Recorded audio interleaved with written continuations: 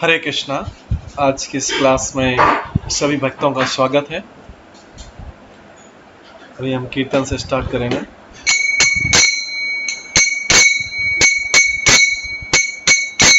जय राधा माधव कुंज बिहारी,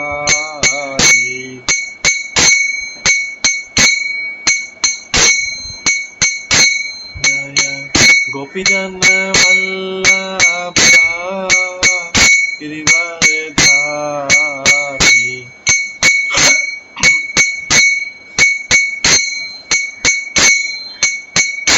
यशोदानंदन ब्रज जन रंजन,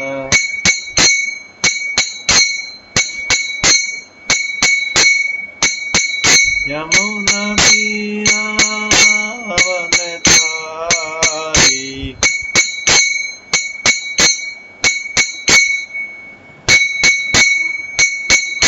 जय राधा माधव कुंज बिहारी।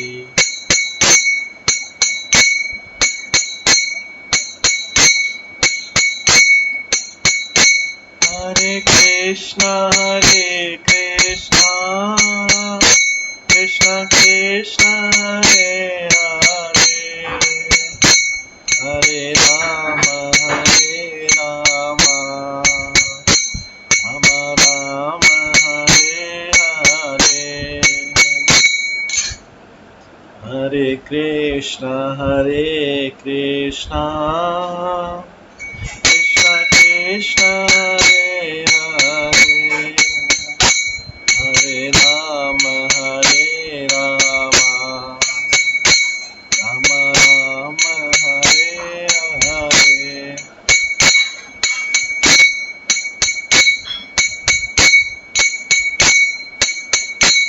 हरे कृष्णा कृष्णा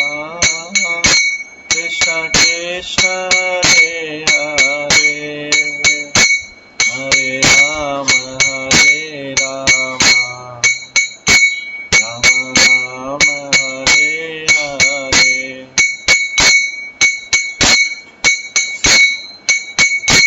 हरे कृष्णा कृष्णा कृष्णा हरे हरे, हरे राम राम राम हरे हरे।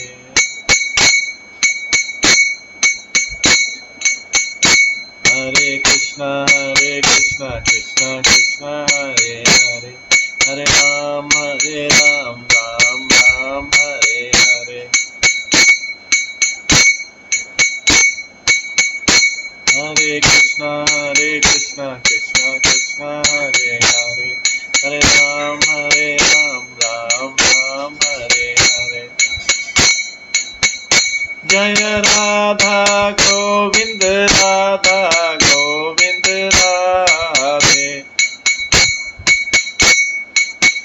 जय राधा माधव राधे, जय गौरनिताय जय गौरनिताय गौरनिताय जय गौरनिताय, जय जय प्रभुपाद जय जय प्रभुपाद। निताय गौर हरि बोल निताय गौर हरि बोल, निताय गौर प्रेमानंदे हरि हरि बोल। श्री राधा गोविंद देव की जय, श्री जगन्नाथ बलदेव सुभद्रा महारानी की जय, श्री गौर निताय की जय, श्री प्रभुपाद की जय, श्री गौर भक्तवृंद की जय।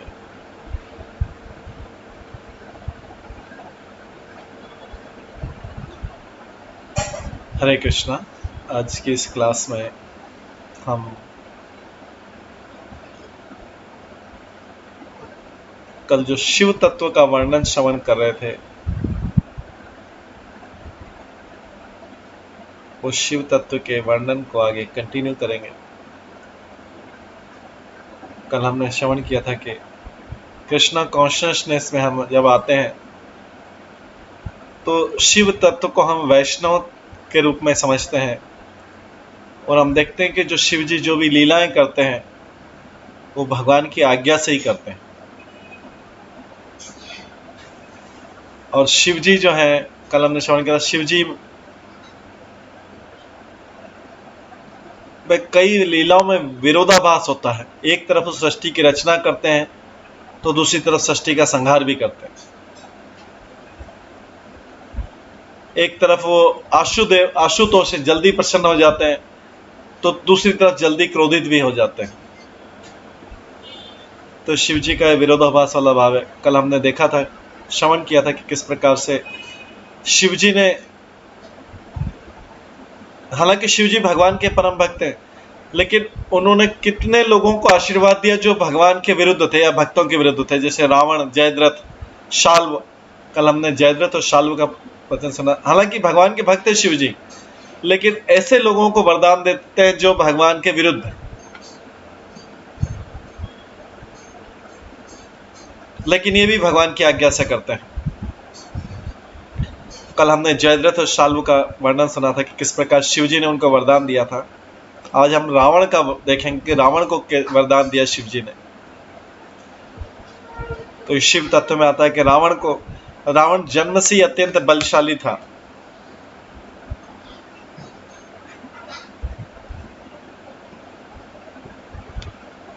एक बार शिव जी को प्रसन्न करने के लिए उसने एक एक करके 10 बार अपने सिर को काटकर शिव जी के लिए आहुति दे दी। शिव जी को प्रसन्न करने के लिए उसने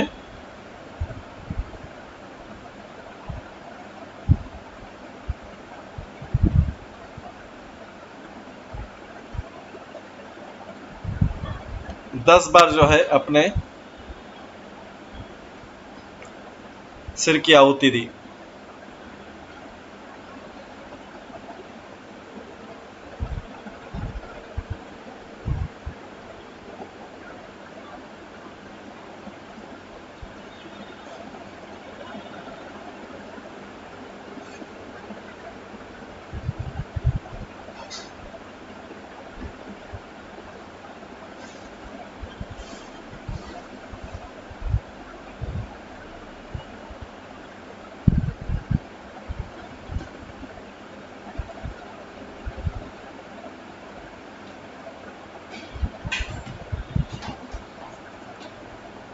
उसकी तपस्या से प्रसन्न होकर शिवजी बोले तुम्हारे 10 सिर होंगे, क्योंकि उसने अपने शिवजी को बार बार करके 10 बार अपने सिर को काट दिया। उस समय उसके 10 मुख नहीं थे, 10 शीर्ष नहीं थे, 10 ग्रीव नहीं थे, लेकिन एक ही सिर को उसने बार बार काट करके शिवजी को फिर से आ जाता, शिवजी को आहुति के लिए दिया। उसकी तपस्या से प्रसन्न होकर शिवजी बोले तुम्हारे 10 शीश होंगे, और कोई भी तुम्हारे शीश को काटेगा तो वो पुनः जुड़ जाएगा।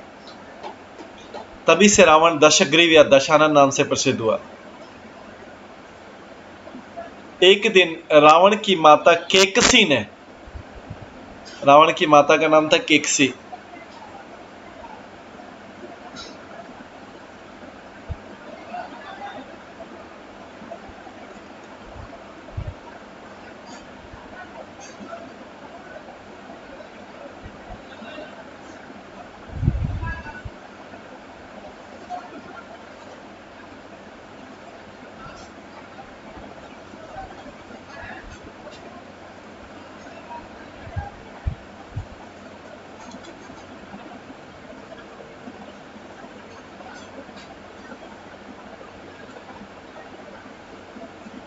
तो एक दिन माता ने देखो तुम्हारा सौतोला भाई कुंभकर्ण है,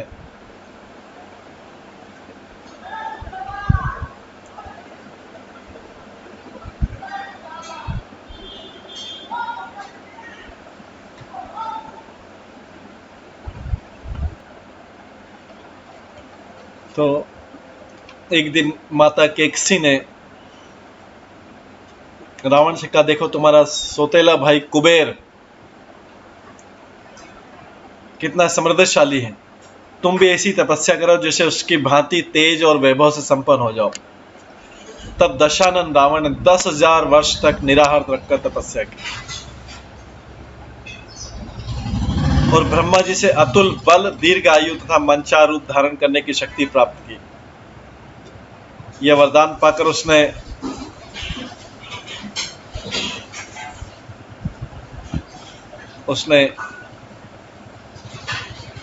कुबेर के राज्य पर भी अपना अधिकार जमा लिया। दशानन ऋषि मुनियों तथा देवताओं को सताने लगा, यज्ञों को ध्वस्त करने लगा और उसने देवताओं के नंदन वन को उजाड़ दिया। ब्रह्मा जी से उसने अतुल बल, दीर्घ आयु तथा मंचार रूप धारण करने की शक्ति प्राप्त की थी। इसके कारण वो यज्ञों को ध्वस्त करने लगा। कुबेर उनका सौतेला भाई।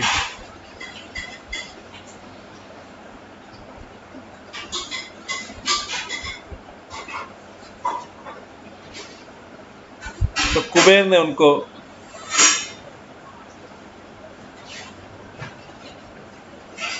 उनको संदेश, एक दूत के द्वारा संदेश भिजवाया कि मैंने अनेक वर्ष तक तपस्या करके महादेव शिवजी को प्रसन्न करके उनसे मित्रता की है। तुम से ये सभी उत्पात बंद कर दो, क्योंकि ऋषि और देवता तुम्हारे विरुद्ध षड्यंत्र करके तुम्हारे वध का उपाय सोच रहे हैं। यह सुनकर दशानन क्रोध से लाल पीला हो गया और बोला, कुबेर मुझे डराना चाहता है। वह नहीं जानता कि मैं अपने बाहुबल से सभी लोगों को जीत सकता हूं। दूत का कभी भी वध नहीं करना चाहिए। फिर भी उस राक्षस ने अपनी तलवार से उसके 2 टुकड़े कर दिए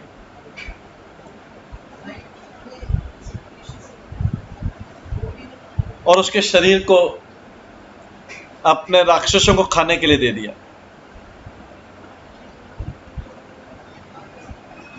उसके बाद दशानन ने राक्षसों की सेना लेकर कैलाश पर चढ़ाई कर दी और दशानन और कुबेर के बीच युद्ध हुआ।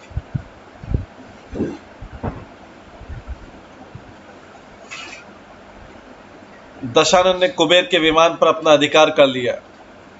यह विमान चालक की इच्छा अनुसार चलता था और उस पुष्पक विमान में सवार होकर वह आकाश में विचरण करने लगा और एक सुंदर शरवण सरकंडों का वन को देखकर उसकी और जाने की इच्छा हुई। उसके निकट पहुंचते ही विमान रुक गया और आगे बढ़ा ही नहीं। इससे दशानन को, रावण को बहुत आश्चर्य हुआ और मंत्रियों से इसका कारण पूछने लगा। तब मारीच ने कहा कि यह विमान कुबेर का उसकी अनुपस्थिति में चलेगा नहीं।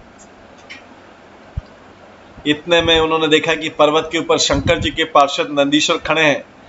नंदीश्वर ने बोला दशानन से, यह भगवान शंकर यहाँ पे क्रीड़ा करते हैं और यहाँ सुपर्ण, नाग, यक्ष, देवता, गंधर्व तथा राक्षस सभी प्राणियों का आना जाना निषेध है। कैलाश पर्वत पे वो विचरण कर रहा पुष्प की मान से। यह सुनकर दशानन क्रोधित हो गया और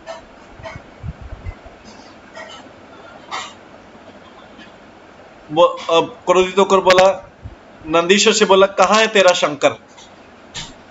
यह कहकर वह विमान से उतरकर पर्वत के मूल भाग में आ गया। वहां पहुंचकर उसने देखा कि शंकर जी से थोड़ी दूर चमचमाता त्रिशूल लेकर उनके सामने नंदी खड़े हैं और उनका मुख वानर जैसा है। उन्हें देखकर दशानन ठाका मारकर हंसने लगा।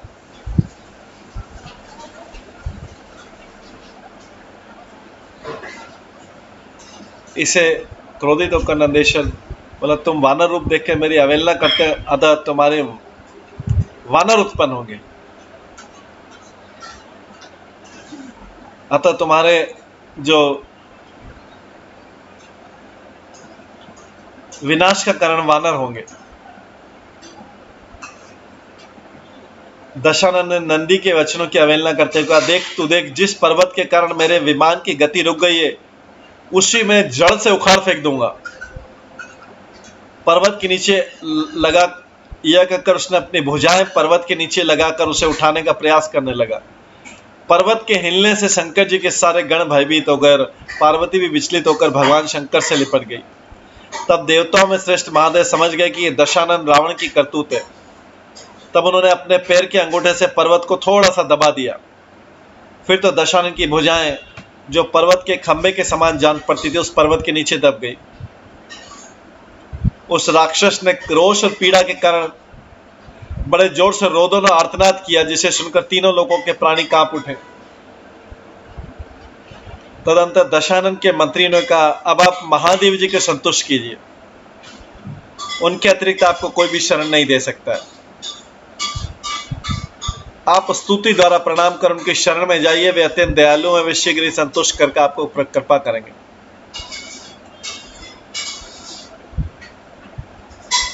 मंत्रियों के ऐसा कहने पर कोई उपाय न देखकर दशानन ने रावण ने भगवान शंकर को प्रणाम करके नाना प्रकार के स्त्रोत तथा साम वेदों तो मंत्रों द्वारा उनकी स्तुति की, और इस प्रकार हाथों की पीड़ा से रोते हुए स्तुति करते हुए 1000 वर्ष तक उन्होंने शिव जी की स्तुति की।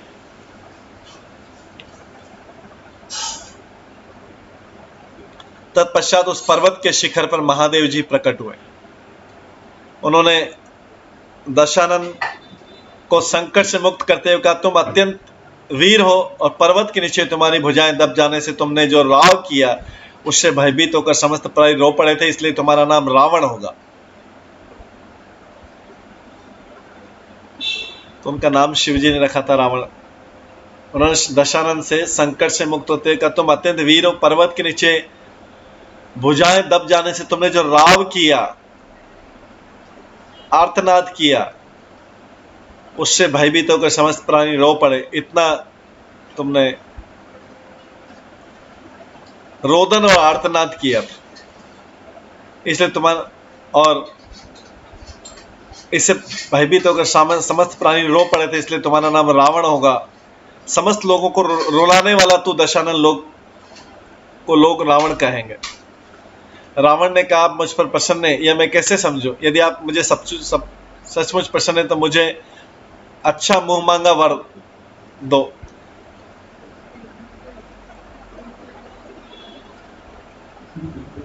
रावण ने कहा, हे त्रिपुरारी, ब्रह्मा जी ने मुझे जो आयु प्रदान की और उसमें से जो बीत गई वो आयु आप मुझे पुनः दे दो।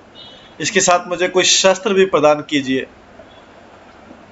रावण की ऐसी प्रार्थना सुनकर भगवान शंकर ने कहा, मैं तुम्हारी आयु का जो अंश बीत गया उसे पूर्ण करता हूं, और मेरे यह अमोघ कभी न व्यर्थ होने वाला चंद्रास खड्ग तुम्हें प्रदान करता हूं, परंतु सावधान, तुम इसका कभी भी तिरस्कार मत करना था, अन्यथा ये तुम्हें छोड़कर मेरे पास पुनः लौट आएगा। इस प्रकार भगवान शंकर से वरदान पाकर रावण अपने पुष्प के विमान में चढ़कर समस्त पृथ्वी पर दिग्विजय के लिए भ्रमण करने निकला। अपने बल के अभिमान में चूर होकर वह असुर ऋषि मुनियों को सताने लगा और मारने लगा। इस प्रकार वह पापों में दिन रात दोगुना चौगुना वृद्धि होती हुई अंततः वह भगवान श्री राम के हाथों मारा गया। तो देखिए, शंकर जी ने वरदान दिया था शिव जी ने, फिर भी वो उनके हाथों मारा गया। तो हमें देखना है कि शिव तत्व का हम वर्णन समझने के, शिव तत्व, शिव जी आशुतोष जैसे जल्दी प्रसन्न हो जाते हैं और वरदान देते हैं, लेकिन वो भगवान की आज्ञा से ऐसा करते हैं।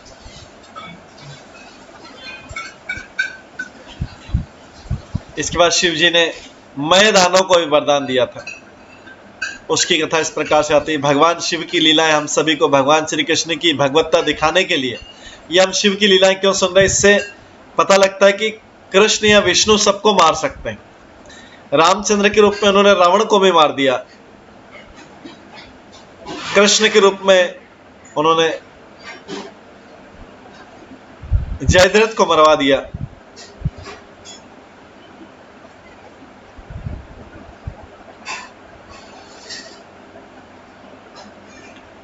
इसलिए अगर कोई व्यक्ति भगवान शिव से वरदान भी पाले तो भी भगवान कृष्ण उसको मार सकते हैं अपने अलग अलग रूपों में, अवतारों रूप में। तो इससे जब हम शिव जी की लीला पढ़ते हैं तो इससे हमको कृष्ण की और विष्णु की महानता, उनकी महत्ता पता लगती, वो कितने महान है। मय दानव की कथा थी। एक बार देवताओं का दैत्यों के साथ घमासान युद्ध हुआ और दैत्य हार गए। तब दैत्यों ने अपने बड़े भाई मय दानव की शरण ली। उसने दैत्यों के लिए 3 अद्भुत हवाई महल बना दिए, और तब सारे के सारे दैत्य हवाई महल के मद से चूर होकर सभी लोगों को सताने लगे। 3 मंजिला महल बना दिए।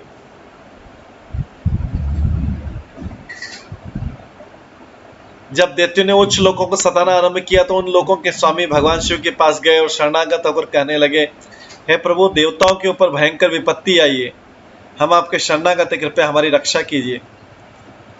भगवान शिव ने उन्हें आश्वासन देकर कहा, डरो मत, निर्भय हो जाओ।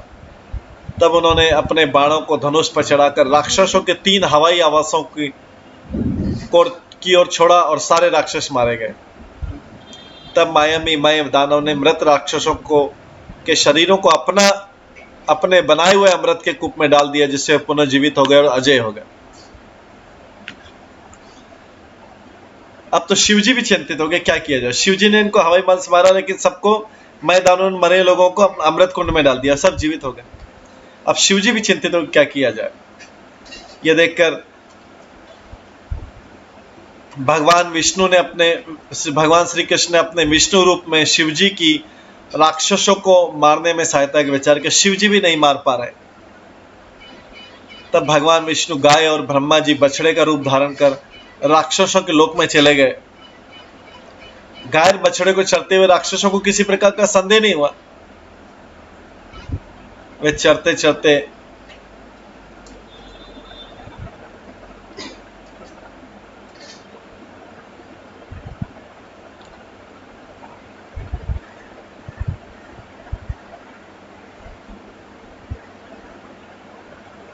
गए और उन्होंने जाके अमृत के कुंड में जाके सारे अमृत पी लिया। अब उनके पास, राक्षसों के पास अमृत नहीं बचा। अब भगवान श्री कृष्ण ने धर्म से रथ, ज्ञान से सारथी, वैराग्य से ध्वजा, ऐश्वर्य से घोड़े, तपस्या से धनुष, विद्या से कवच, क्रिया से बाण आदि सामग्री के द्वारा शिव जी को युद्ध के लिए प्रशस्त किया। अभी जाओ तुम युद्ध करो। तब शिव जी ने रथ पर चढ़कर युद्ध के लिए प्रस्थान किया। तब शिव जी ने राक्षसों के 3 लोकों को नष्ट कर लिया और उच्च लोकों के वासी शिव जी की प्रशंसा और स्तुति करने लगे। अब शिव जी त्रिपुरारी के नाम से विख्यात हो गए, जिसका अर्थ है राक्षस के 3 लोकों का 3 पुर मतलब होता है रहने का स्थान। जैसे रायपुर, जबलपुर, जयपुर, पुर मतलब रहने का स्थान, सिटी। क्योंकि उन्होंने 3 ऐसे हवाई महल बनाए थे, सिटी के समान थे, और शिव जी ने उसको नष्ट किया। इसलिए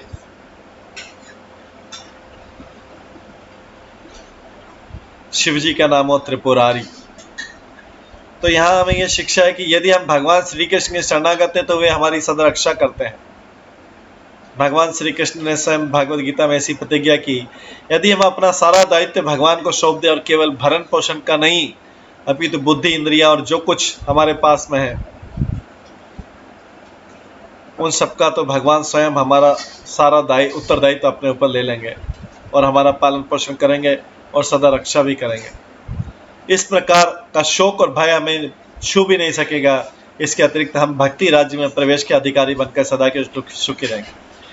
तो यहाँ पे शिव जी की आराधना करने वालों का भी वध हो गया। तो जब हम शिव तत्व पढ़ रहे हैं तो उसका मतलब है कि शिव भी भगवान कृष्ण के, विष्णु के अधीन है। उन्होंने रावण को वर दिया, जयद्रथ को वर दिया, शालू को वर दिया, मैदानों को वर दिया, मैदानों से युद्ध भी किया, लेकिन सबका वध हुआ अल्टीमेटली। तो ये शिव तत्व यहाँ पे जो बता रहे हैं कि ये भगवान के अधीन ही है।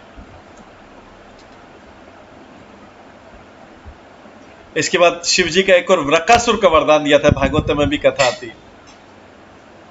शिव जी ने कितने लोगों को वरदान दिया, लेकिन अल्टीमेटली सबका वध हुआ। श्रीमद् भागवतम के 10वें स्कंद में वर्णन आता है, महाराज युधिष्ठिर ने भगवान श्री कृष्ण एक बार प्रश्न किया कि आप स्वयं लक्ष्मीपति परमेश्वर हैं, फिर भी आपके भक्त निर्धन क्यों होते हैं?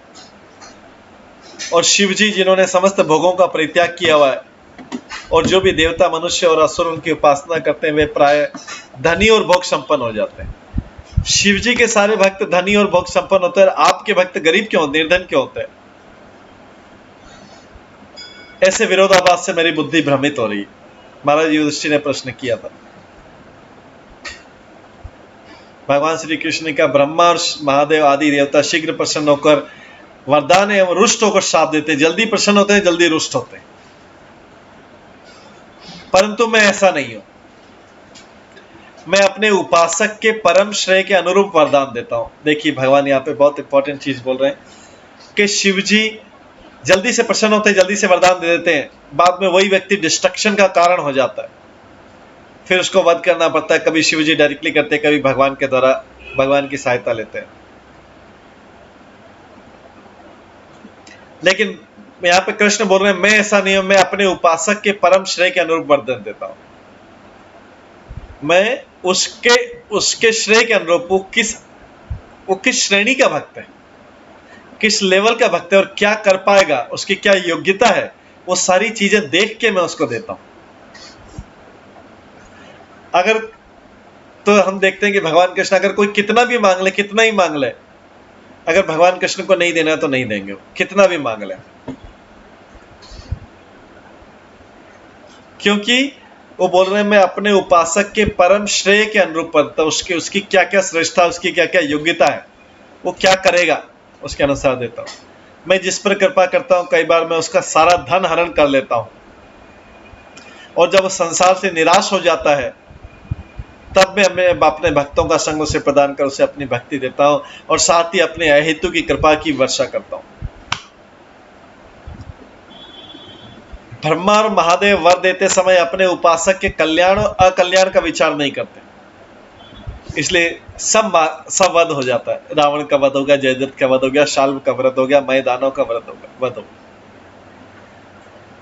ब्रह्मा और महादेव वर देते समय अपने उपासक के कल्याण और अकल्याण का विचार नहीं करते, यहां तक कि कभी कभी वरदान के कारण वे स्वयं भी बुरी तरह विपत्ति में फंस जाते हैं।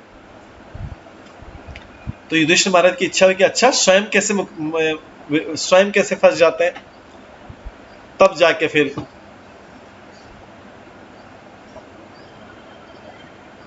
भगवान जो है वृक्कासुर का वृतांत सुनाते।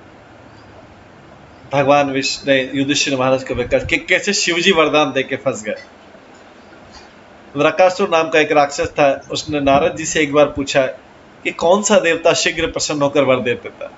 नारद जी बोले तुम शिवजी की उपासना करो, उनसे जल्दी प्रसन्न होने वाला कोई और नहीं है, इससे तुम्हारा मनोरथ अतिशीघ्र पूर्ण हो जाएगा। रावण और बाराणसुर केवल उनकी स्तुति के द्वारा उन्हें प्रसन्न करने के लिए अतुल ऐश्वर्य के मालिक बन गए।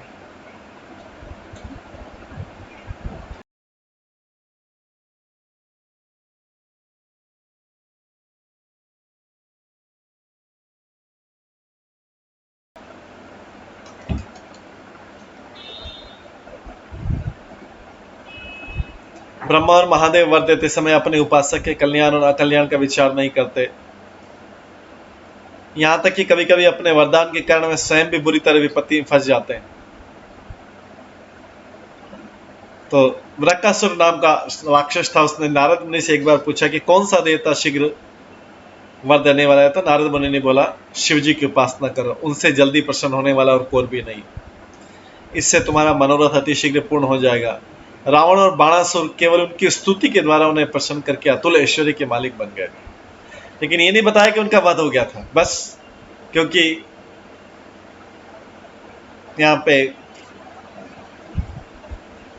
नारद मुनि भी भगवान कृष्ण की लीला को स्थापित कर रहे हैं, और जो शिवजी और ब्रह्मा जी हैं वो भगवान से, उनका भगवान से किस तरह अंतर है वो बता रहे हैं। तो शिवजी से वर पाने के लिए ये जो राक्षस है वृक्कासुर, ये केदार क्षेत्र में जाकर अग्नि को ही शिवजी का मुख मानकर उसमें अपने शरीर का मांस काट कर उसमें हवन करने लगा।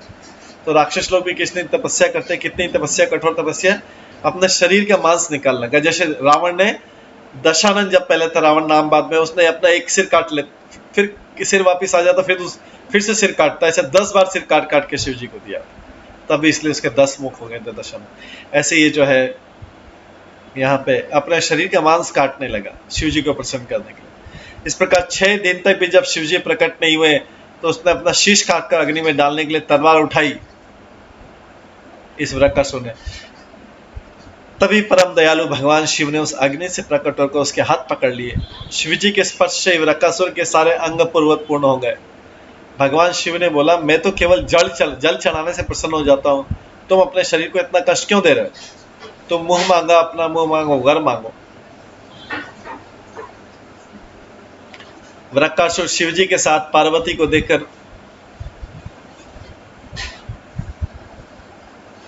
उनके सौंदर्य से मुक्त हो गया था और उसने उसके मुंह में पानी भराया था। तो उसने मन ही मन सोचा कि पार्वती को कैसे प्राप्त करें।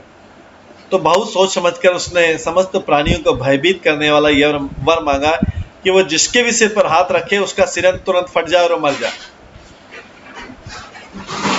भगवान शिवजी यह सुनकर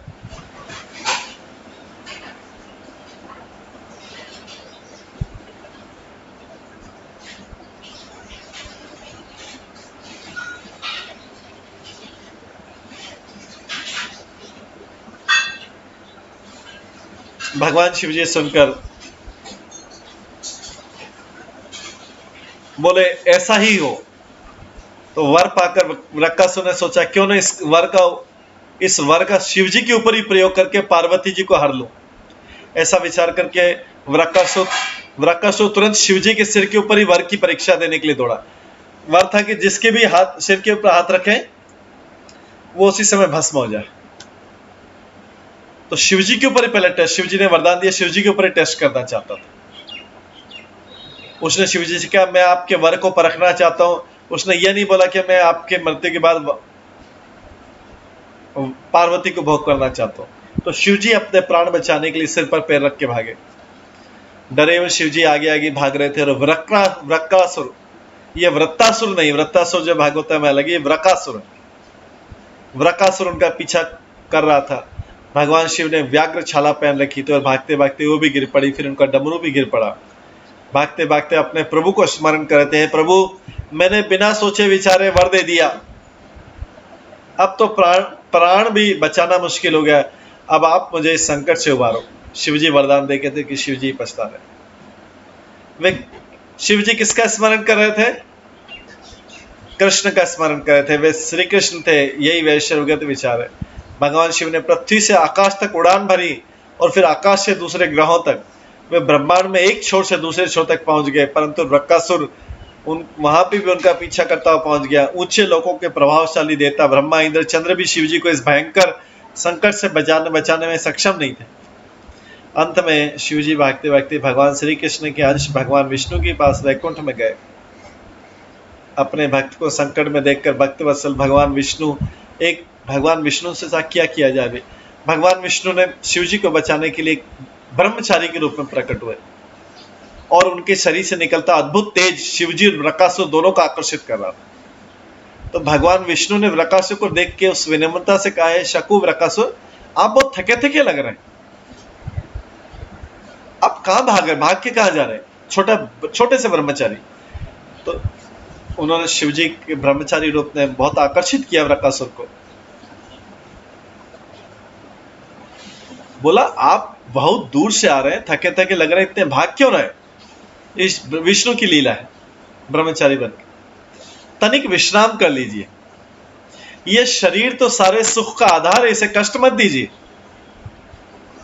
ये जो है भगवान विष्णु ब्रह्मचारी के रूप में वृकासुर को, कि असुर का ऐसा ही होता है, असुर शरीर को कष्ट नहीं देना, असुर को सारे सुख के साधन चाहिए, शरीर को ज्यादा कष्ट नहीं देना चाहता।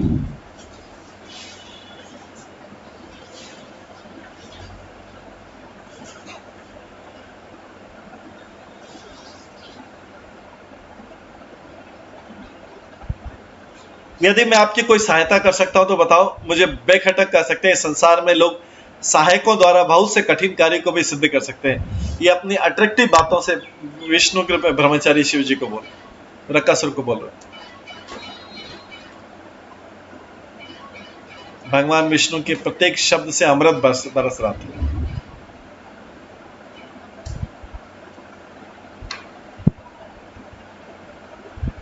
रक्कासुर ने कुछ विश्राम करके कहा, शिवजी ने मुझे वरदान दिया है कि जैसे ही मैं किसी के सिर पर हाथ रखूंगा वह सिर फट जाएगा और वह व्यक्ति मर जाएगा।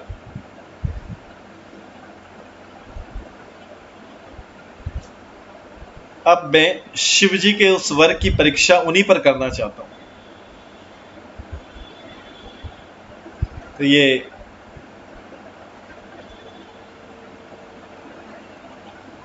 शिवजी ने जो वर दिया था,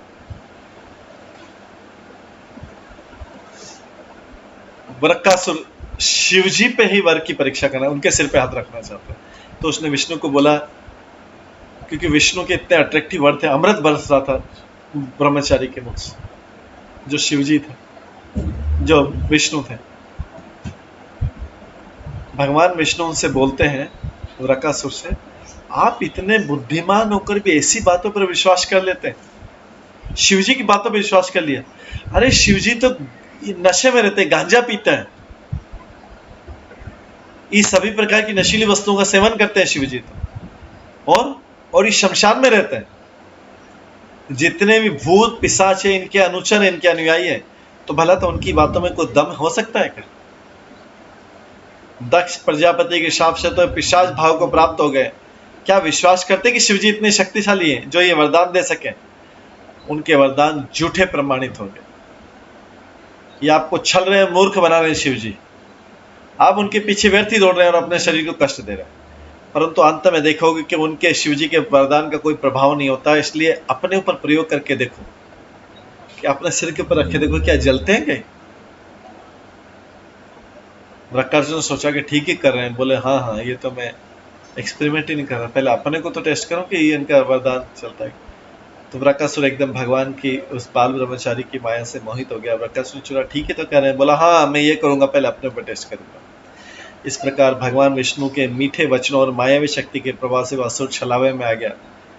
भगवान सबसे बड़े छली हैं, चीटर हैं। कि दुनिया के सारे संसार जितना भी एक दूसरे को चिट कर ले, धन ले लें एक दूसरे से, ये ले लें, झूठ ले कर ले, किसी भी तरीके से कुछ हाल लें, लेकिन भगवान जब डिसाइड करते कि छल प्रदर्शित करते, तो सारे छली उनके सामने धूल के कण के समान होते। भगवान विष्णु के मीठे वचनों और मायावी शक्ति के प्रभाव से असुर छलावे में आ गया। वो भगवान शिव की शक्ति और वरदान को भूल गया। सोचे समझे, बिना सोचे समझे उसने अपना हाथ तुरंत ही अपने सिर पर रख लिया। लेकिन शिवजी का वरदान तो सही था। ये तो भगवान विष्णु उसको छल रहे थे। शिवजी का वरदान सही था। वो जैसे ही रखा, उसका सिर वो जल गया और राक्षस मर गया। ये घटना इस बात का प्रमाण है कि भगवान शिव स्वतंत्र नहीं है, उनके इष्ट देवी भगवान कृष्ण है। इसलिए जबकि शिवजी को कोई समस्या होती है, वो कृष्ण को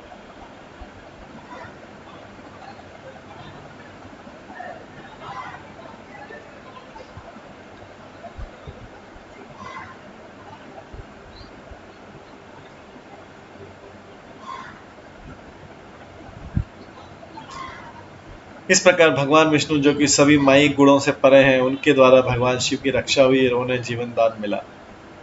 यदि कोई मनुष्य इस कथा को श्रद्धा से कहता है अथवा सुनता है, तो सांसारिक बंधनों अपने शत्रुओं के भय से मुक्त हो जाता है। शिवजी ने वरदान दिए। शिवजी ने और बाणासुर का वरदान दिया, एक के बाद एक वरदान दिया। सबको भगवान के द्वारा वध किया गया। तो शिवजी का वरदान भी टेम्परेरी। बाणासुर का कथा आता है, राजा बलि के 100 पुत्र थे, उनमें सबसे बड़ा बाणासुर था। उसकी 1000 भुजाएं थी और बहुत बलशाली था।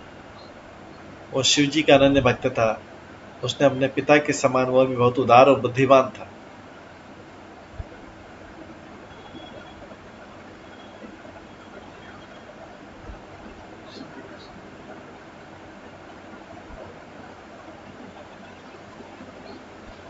वो शिवजी का आनंद भक्त था, अपने पिता के समान, वह भी बहुत उदार और बुद्धिमान था, बलि के समान। एक दिन जब भगवान शिव तांडव नृत्य कर रहे थे, तब उसने अपनी 1000 भुजाओं से अनेक प्रकार के वाद्य यंत्र बजाकर, म्यूजिकल इंस्ट्रूमेंट बनाकर 1000 भुजाओं से शिवजी को प्रसन्न कर लिया।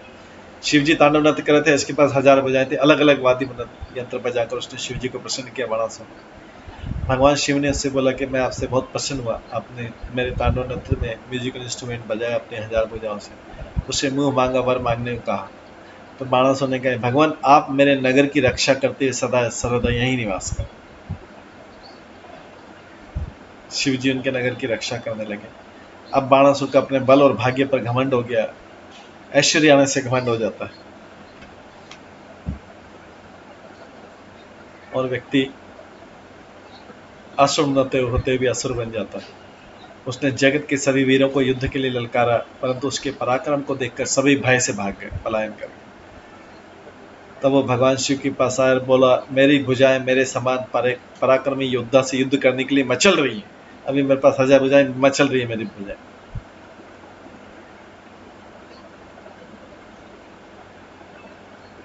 इतनी सारी भुजाएं। जैसे कई व्यक्ति बोलता है मेरे को हाथ में खुजली हो रही, मैं धन खर्च करने की इच्छा हो रही है, ऐसे उसकी भुजाएं मचल रही थी। मेरी भुजा मेरे समान पराक्रमी योद्धा से युद्ध करने के लिए मचल रही, परंतु मुझे अपने समान कोई योद्धा नहीं मिला। तो भगवान शिव ने कहा, मूर्ख, जिस दिन तेरी ध्वजा टूटकर गिर जाएगी उस समय मेरे ही समान योद्धा से तुम्हारा युद्ध होगा और वो तुम्हारा अभिमान चूर चूर कर देगा। बाणासुर की बुद्धि इतनी दूषित हो गई थी कि यह सुनकर भी मदमत्ता के कारण अति प्रसन्न हो गया, उसको अपने मरने की खबर मिली। तो ये फिर आगे आता है कि उषा नाम की बाणासुर की एक अत्यंत रूपवती कन्या थी जिसका भी विवाह नहीं हुआ था। तो एक दिन उषा ने स्वप्न में देखा कि साक्षात कामदेव जैसे सुंदर युवक के साथ उनका मिलन हो रहा। स्वप्न भंग होते ही उसे अपने पास न पाकर विरह में विलख कर रोती हुई विलाप करने लगी, हे प्राण प्रिय तुम कहाँ हो। उसकी दशा देखकर उसकी सखी, ये भागवत में कथा आती है, उसकी दशा देखकर उसकी सखी चित्रलेखा ने कहा, राजकुमारी, किसी ने तुम्हारा पानी ग्रहण नहीं किया है, अभी तुम्हारा विवाह नहीं हो तो तुम किसे ढूंढ रही। उषा ने कहा, सखी, मैंने स्वप्न में एक बहुत ही सुंदर नवयुवक को देखा है, वो सांवले रंग का है और उसके नेत्र कमल दल के समान है, उसकी भुजाएं लंबी है, पीताम्बर धारण किए हुए और उसका रूप सभी स्त्री को मुग्ध करने वाला है। मैं अभी उसके अधरामृत का पान करके तृप्त नहीं हो पाई कि वो मुझे छोड़कर चला गया। स्वप्न में था। चित्रलेखा ने कहा, सखी तो शोक मत करो, मैं भी चित्र बनाती हूँ। चित्रलेखा जो थी चित्र बनाने में बहुत एक्सपर्ट थी, वो संसार के किसी व्यक्ति का चित्र बना सकती थी। तुम उसे पहचान के बताओ। उसने फटाफट कई चित्र बनाए, जैसे श्याम कलर का और कमल ने, वो त्रिलोक में कहीं पे भी होगा, मैं अपनी शक्ति से उसे यहाँ पे ले आऊंगी। चित्रलेखा के पास ये पावर। चित्रलेखा ने अनेक देवताओं, गंधर्वों, मनुष्य आदि के चित्र बनाए। मनुष्य में महाराज वसुदेव, बलराम और भगवान श्री कृष्ण के चित्र भी बनाए। भगवान श्री कृष्ण के पुत्र प्रद्युम्न जो स्वयं साक्षात कामदेव थे, उनका चित्र देखते ही उषा लज्जित हो गई। जब उसने प्रद्युम्न के पुत्र अनिरुद्ध का चित्र देखा तो उसका सिर लज्जा से झुक गया, क्योंकि प्रद्युम्न, अनिरुद्ध और कृष्ण देखने में एक जैसे लगते। तो मंद मंद मुस्कान से कहा, मेरा प्राण वल्लभ यही स्वप्न में। चित्रलेखा योग बल से द्वारका में सोते हुए अनिरुद्ध को द्वारका में सोते पलंग के साथ उठाकर अपने महल में ले आई और अपनी सखी उषा को उसके प्राण प्रीतम के दर्शन करा दिए। अनिरुद्ध भी उषा को देखकर उसके प्रति आकर्षित हुए और इस प्रकार उषा के महल में रहने लगे।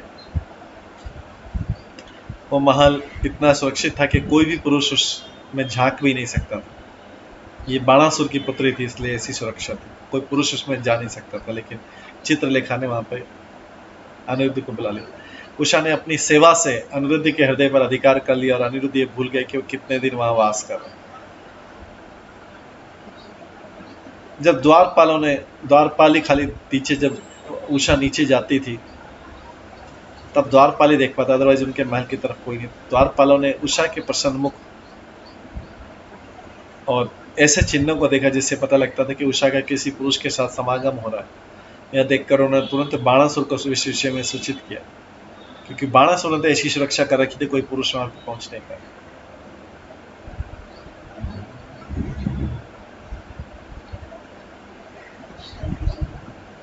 उन्होंने बाणासुर से बोला कि हम तो दिन रात निरंतर महल पर पहरा देते रहते और कभी किसी पुरुष को भीतर नहीं जाने दिया, यह समझ नहीं आ रहा है कि ऐसा कैसे हो गया।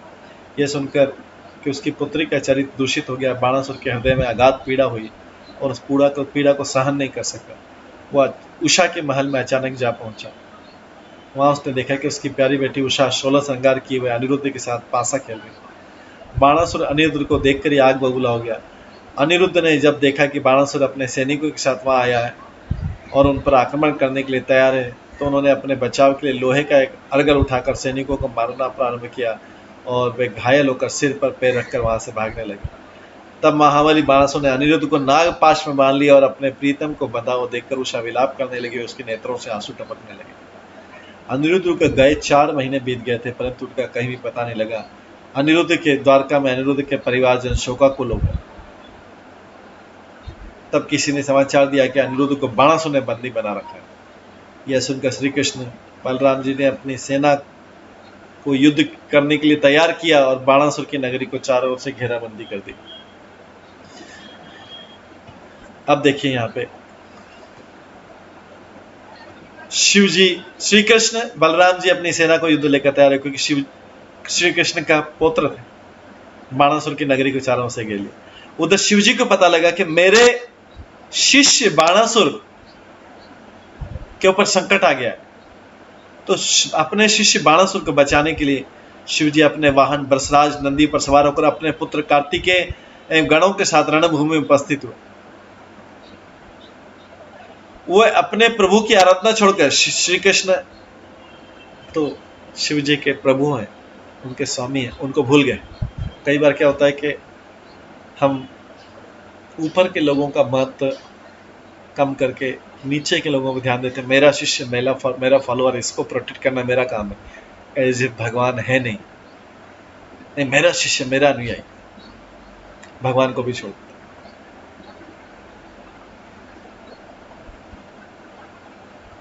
या कई बार हमें अपने मित्र की, नहीं मेरा मित्र है, मैं इसकी अपनी रक्षा करूंगा, मेरी संतान, इसको मैं ही रक्षा कर सकता। भगवान अगर नहीं कर सकते, कोई महात्मा साधु नहीं कर सकते, मैं कर सकता। मेरी संतान, मेरे संबंधियों की रक्षा मैं करूंगा और कोई नहीं कर सकता।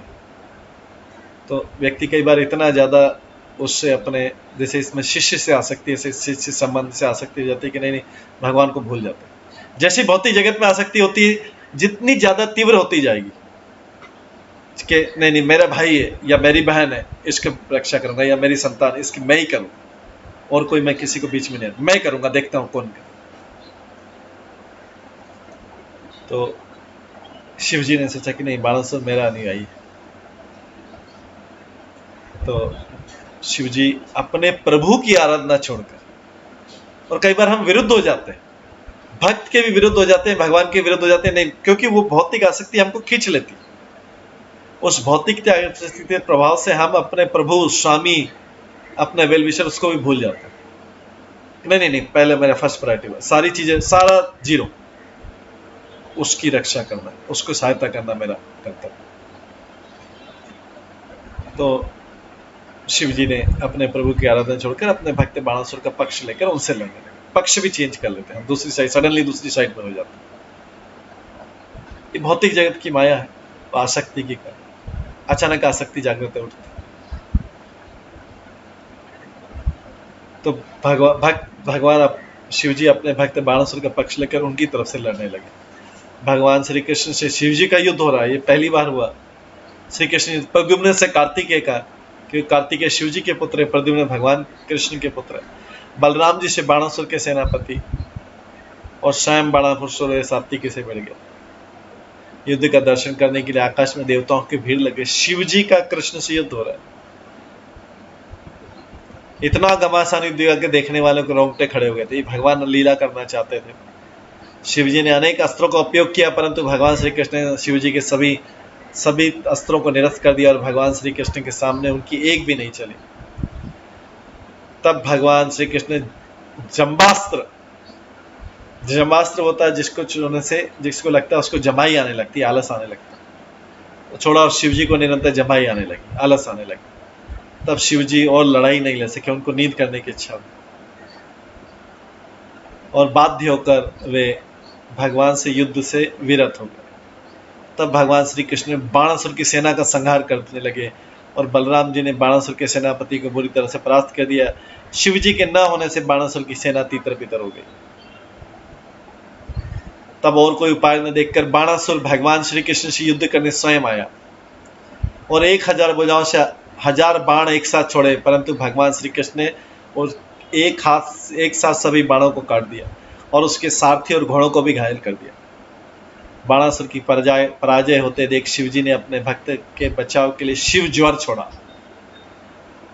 परंतु भगवान श्री कृष्ण ने नारायण ज्वर छोड़कर उसे निष्क्रिय कर दिया।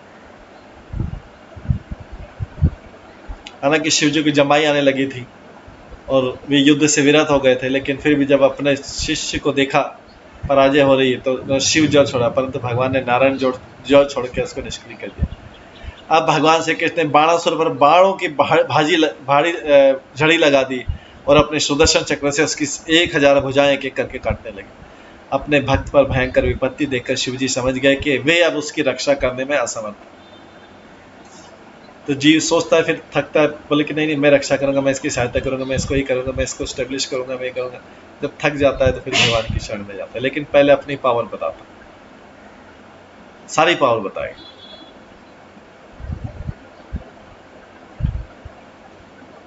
अपने भक्त पर भयंकर विपत्ति देकर शिवजी समझ गए कि अब वे उसकी रक्षा करने में असमर्थ है।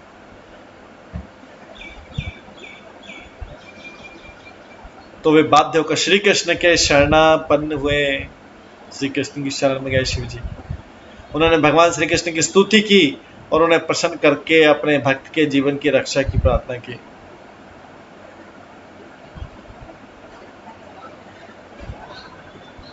तो इस तरह से शिवजी भगवान के द्वारा पराजित हुए। भक्त वत्सल भगवान श्री कृष्ण शिव जी का, मैंने प्रहलाद को वर दिया था कि मैं उसके वंश में किसी भी दैत्य का वध नहीं करूंगा, और उस बाणासुर उसका प्रपौत्र है। शिव जी से बोल रहे हैं, जब शिव जी की शरणागत में गए, बाणासुर प्रहलाद का पुत्र विरोचन था, विरोचन का पुत्र बाली महाराज का पुत्र बाणासुर था। तब भगवान विष्णु ने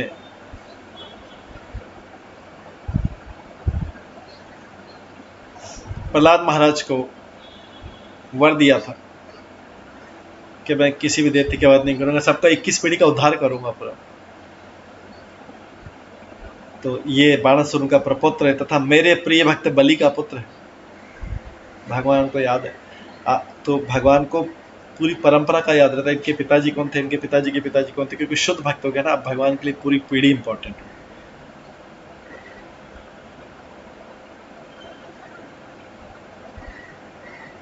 आगे भगवान ने शिव जी का, आपने पहले इसके संबंध में जैसा निर्णय लिया था, आपकी बात झूठी ना हो जाए और आपके वचन को रखने के लिए मैंने उसका अनुमोदन करके इसकी भुजाओं को काट करके गर्व कर दिया था। मैं चाहता तो मार सकता था। इसकी बहुत बड़ी सेना पृथ्वी पर भार थी, इसलिए मैंने उनका संहार करके पृथ्वी का भार भी थोड़ा हल्का कर दिया। इसकी 4 भुजाएं शेष रह गई है और ये अजर अमर बनी रहेगी, और ये आपके पार्षदों में मुख्य हो गया। आप इसे किसी प्रकार के भाई नहीं, आपका पार्षद बन जाएगा आज से। तब से बाणासुर जो है शिव जी का पार्षद।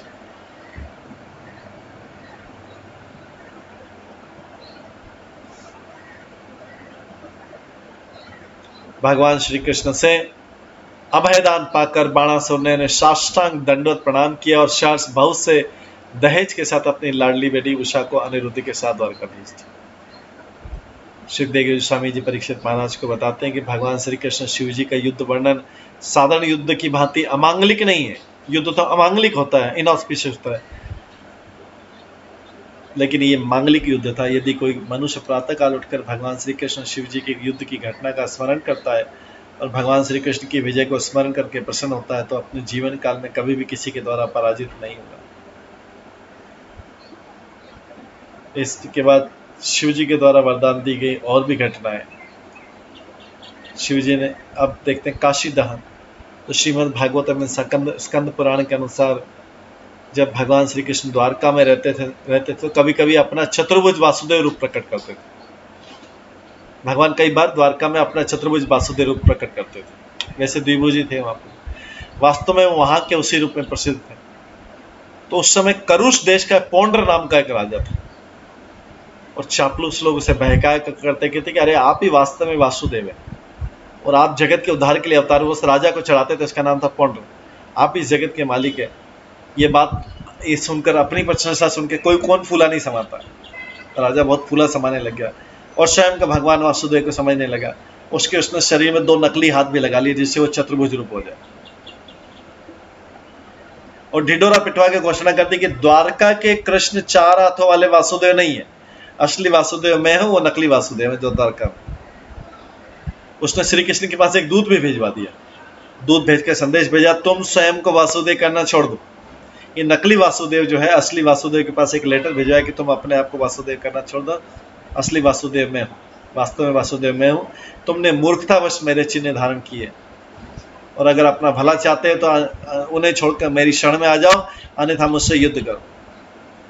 तो भगवान श्री कृष्ण के परिवार वाले इस बात को सुनकर बहुत देर तक हंसते रहे। तो वासुदेव तो बन गया, 2 हाथ भी हो गए, और अपने आप को वासुदेव बोल रहा है, और जो असली वासुदेव उसको नकली बोल रहे। लेटर भी भिजवा दिया, बोले कि नहीं तो या तो हाथ हटा लो, अपने आप को वासुदेव कहना बंद कर दो, या फिर जो है वैसे युद्ध करो। भगवान श्री कृष्ण के परिवार वाले इस बात को सुनकर बहुत देर तक हंसते रहे। तब श्री कृष्ण ने उस दूत से कहा, जो वासुदेव असली कृष्ण, उन्होंने दूत से कहा द्वारका में, तुम अपने राजा से कह दो, ए मूर्ख, मैं चक्र आदि चिन्ह ऐसे नहीं छोड़ूंगा, मैं इन्हें तुम और तुम्हारे साथियों पर ही छोड़ू। क्योंकि उसने उस वासुदेव मैसेज भेजा था कि आप ये शंख चक्र गदा पद्म रखना छोड़ दो, क्योंकि आप नकली वासुदेव, मैं असली वासुदेव। भगवान ने बोला मैं चक्र छोड़ दूंगा, ऐसे नहीं छोड़ूंगा, मैं सारे उसके राजा और उसके साथी को मान के फिर चक्र छोड़ दूंगा। दूत को संदेश देकर देखने के पश्चात भगवान श्री कृष्ण ने रथ पर सवार होकर काशी पर आक्रमण कर दिया।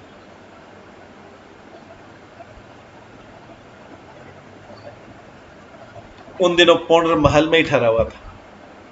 उसने ठीक भगवान कृष्ण जैसा वेश बना रखा था। उसने बनावटी शंख, चमचमाता चक्र, गदा, शांग धनुष और दिखावटी वस्त्र आदि धारण कर रखे थे तथा उसके वक्षस्थल पर जगमगाती बनावटी कौस्तुभमणि और वनमाला लटक रही थी। साधारण लोगों के बहकाने के लिए नकली सोना भी असली सोने से ज्यादा चमकता है। उसके शरीर पर सोना रहे तो नकली सोना, ये किस लिए बोला गया कि नकली सोना असली सोने से ज्यादा चमकता है? नकली वासुदेव जो है असली वासुदेव से भी ज्यादा चमक अपने आप को कर लिया। सब चमकीली चमकीली, चमचमाता चक्र, चमचमाता गदा, ये सब रख लिया।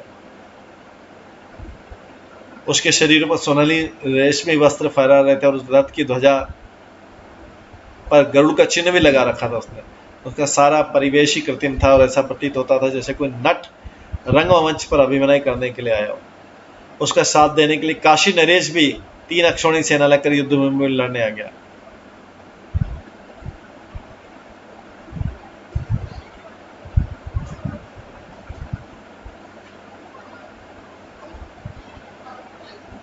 उसने शिवजी से वरदान प्राप्त कर रखा था कि वो युद्ध में भगवान श्री कृष्ण को पराजित कर सकेगा, परंतु वो इस युद्ध में न केवल पराजित हुआ बल्कि मारा भी गया। भगवान श्री कृष्ण ने अपने बाणों और सुदर्शन चक्र से विपक्ष की सारी सेना कर दी। फिर सुदर्शन चक्र से उसका सिर धड़ कर दिया, जो नकली वासुदेव का पांडु। भगवान श्री कृष्ण ने बाणों से काशी नरेश का सिर भी काटकर काशी नगरी में फेंक दिया, जो उसको सपोर्ट करने आया था। इसलिए ध्यान रखना है कि जो इस प्रकार का दुष्ट व्यक्ति उसका सपोर्ट करने नहीं पहुंच जाए, नहीं तो हमारा भी पतन हो जाएगा।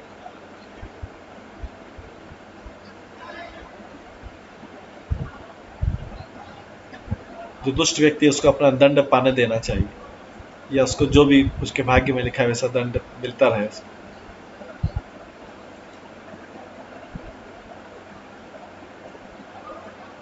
अब भगवान श्री कृष्ण ने बाणों से काशी नरेश का सिर काटकर काशी नगरी में फेंक दिया।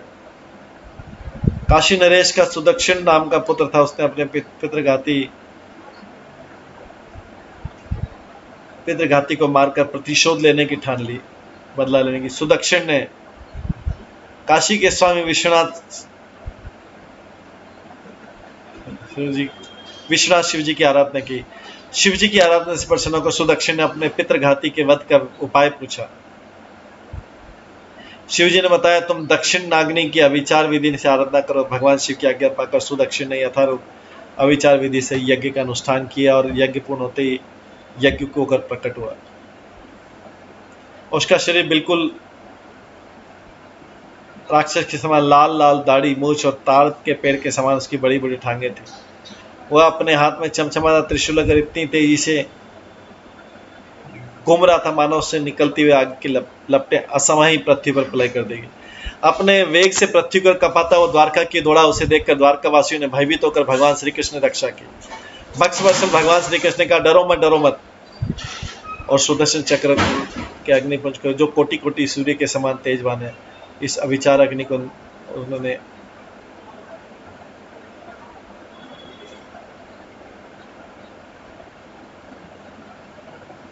उसको पराजित किया।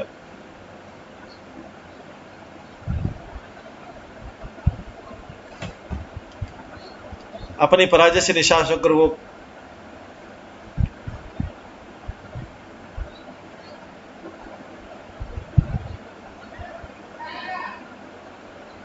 उसने जो सुदक्षिण था, उसने एक राक्षसी उत्पन्न की थी, लेकिन अपनी पराजय से निराश होकर वो कृत्या काशी लौटा और यज्ञ के नियमों के अनुसार आचार्य के साथ यजमान सुदक्षिण को भी जलाकर भस्म कर दिया।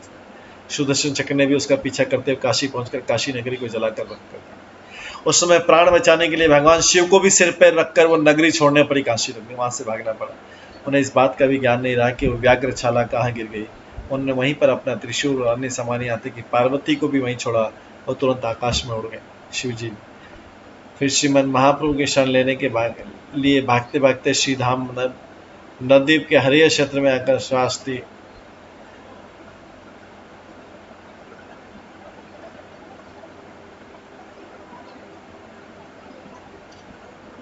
तत्पश्चात नवद्वीप से जगन्नाथपुरी के निकट उड़ीसा में एक एकम का नाम भुवनेश्वर में पहुंचे। वहां उन्होंने भगवान श्री कृष्ण की शरण ली, जो वहां भगवान अनंत वासुदेव के रूप में विराजमान। तो ये लीला ऐश्वर्यगत विचार के अंतर्गत है और इससे भी दर्शाता है कि शिव जी के आराध्य भगवान श्री कृष्ण या चैतन्य महाप्रभु ही है। शिव जी के हम इतने सारे इसलिए पढ़े कि शिव जी के इन सारे वरदानों को देखते हुए भी हम देखते हैं कि शिव जी या तो स्वयं पराजित हुए या उनके फॉलोअर पराजित हुए या फिर उनका वध हुआ। इस तरह से शिव तत्व जो है जब हम पढ़ रहे हैं तो इससे भगवान कृष्ण की महिमा स्थापित हो रही कि शिव तत्व जो देवताओं में महादेव कहे जाते हैं, जब वो उनके पास इतनी शक्ति नहीं है तो बाकी देवताओं के कहना ही। तो ये वैष्णवों के लिए शिव तत्व को समझना बहुत जरूरी है। शिव जी भगवान का एक अवतार है, भगवान इनसे कई कार्य कराते हैं क्योंकि शिव जी भगवान के प्रिय है। ऐसे कार्य जिनमें अपयश भी मिलता है तो भी शिव जी उसको करने को तैयार रहते हैं भगवान की सेवा के लिए। इसके बाद अगला अध्याय शिव जी के कामदेव पर विजय है। ये भी शिव जी कैसे विजय प्राप्त करते हैं ये हम कल की क्लास में श्रवण करेंगे। आज समय हो गया है, आज इसको हम यहीं पर विराम देते हैं। हरे कृष्णा। सभी भक्तों का बहुत बहुत धन्यवाद। सभी भक्तों के लिए एक बार हरे कृष्ण महामंत्र का जप करते हैं। हरे कृष्णा कृष्णा कृष्णा हरे हरे, हरे राम राम राम हरे हरे। हरे कृष्ण।